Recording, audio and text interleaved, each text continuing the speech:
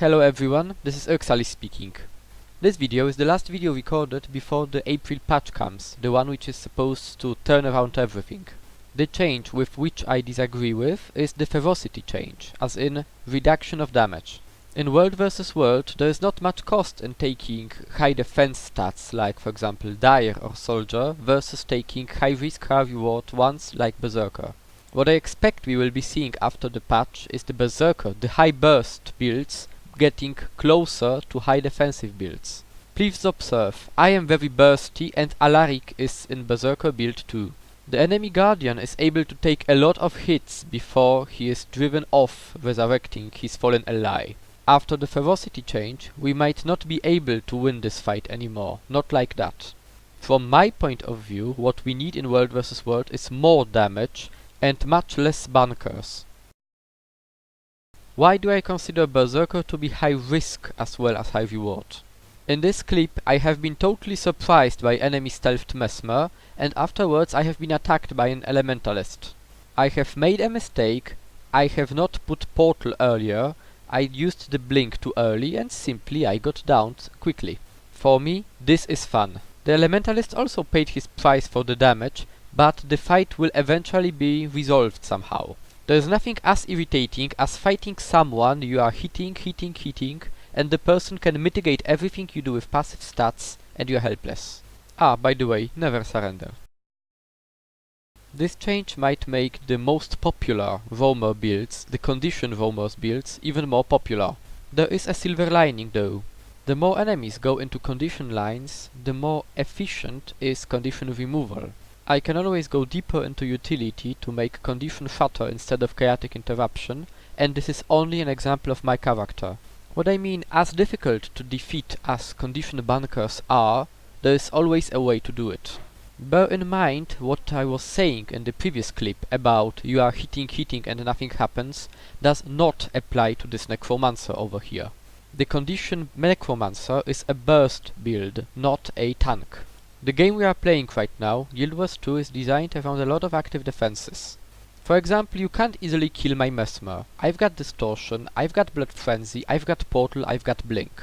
You need to get into window of opportunity and burst me. You've got Thieves as well. You can't really hit them whenever you want to, you need to use window of opportunity. Ferocity changes might overpower those classes which are able to heal very fast and which are very hard to burst right now. Well, time will tell and we will adapt. Now, bursty versus attrition versus tanky tends to be a personal preference in a way, but when you tend to have team fights, it gets quite hilarious. In a team fight, it doesn't really matter that I can escape any fight I want using a portal or a blink, but what becomes quite important is, am I contributing something to the team? In this particular fight, we are hilariously unorganized, and we do not cooperate with each other really at all. I am occupying 3 opponents on the top of the ruin while my ally is downed, but I did not see it, so I port away and port back.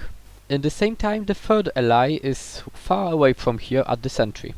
So, here I have noticed that my ally is downed, I start to resurrect him and the fun part starts, because I can't really res. At least not under fire. This is the part of the cost I have paid when I went bursty. Somehow I get him up, but then the opponents I was occupying on top realize something is wrong and come to us. We get reinforcements from the ally who was at the sentry, and then it starts getting even worse. 2 of us are down. Seemed we have lost, but then enemy thief couldn't resist attacking the downed Vex, and he fell down using a Heartseeker. 2 of us get rallied, and the situation changes a lot. I am able to heal a bit, and to assist a downed comrade. This time there are 3 of us, and 1 thief, and someone upstairs who is throwing grenades, so the situation is far more favorable. And this is how a miraculous error on the enemy's part gave us the victory which we totally did not deserve. And this is exactly what I want from my game. Something like this. An interesting fight in which we can win, we can lose, but it doesn't matter because it's fun.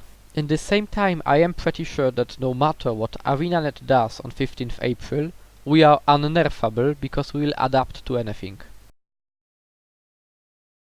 This is an example of a fight I would win no matter if I was in Soldier or in Berserker, but which is more fun if I am in Berserker. In short, it proves that no class will be ruined forever by Ferocity change. I have managed to build 10 stacks of might and downed one opponent, but I cannot stomp him, I need to port back. Immobilize and cripple forced me to blink onto the portal, so now I am out of defenses. They are low on hit points though, so I am able to move in invisible, and being invisible create a clone so it gets immobilized by the turret. I wasn't able to stop them from raising the downed, but I was able to scatter them using Temporal Curtain, select a single opponent, and change from burst attack pattern to sustain attack pattern using staff, conditions, and the warlock. As my enemy panicked, I was able to stomp him quite easily. Note that my opponents are totally disorganized. Fighting against them, I am actually overpowered. What is quite important in this particular fight is that it doesn't matter what stats do I have. If I went condition or if I went pure soldier or pure berserker, it didn't matter. It simply changes the amount of time I need to defeat my opponents here. The damage starts to matter mostly in team fights, if you can burst an opponent and get an upper hand or not, or if you are fighting extremely tanky opponents. In short, the Ferocity change and all the April 15 changes won't really influence the normal, let's say, world versus world situations. What they will influence though is fighting against players who do not want to fight us but simply run, like for example all those Zerg Guardians, and the classes which are very heavily armored, and thieves which appear, deal damage and disappear. I have honestly tried to, but I have never managed to defeat a good thief in soldier armor. I needed berserker. Some classes, for example Mesmer or Ranger, need damage to be able to work properly.